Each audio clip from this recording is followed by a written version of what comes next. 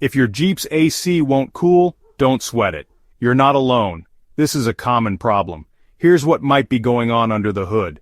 The AC compressor clutch is the small but mighty part that helps your air conditioning blow cold air.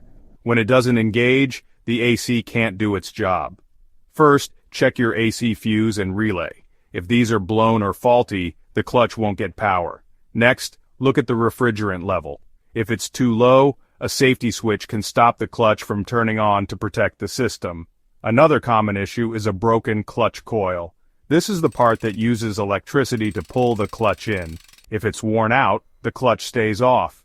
Wiring problems like loose or corroded connectors can also stop the clutch from working. And don't forget the AC pressure switch. If it's bad, it might send the wrong signal and keep the compressor off. So before you replace expensive parts, check the simple stuff: fuses, relays, refrigerant, wiring, and switches. Fixing the small things can save you a big headache and a lot of money. Got more car questions? Hit that subscribe button for easy answers to your toughest auto problems.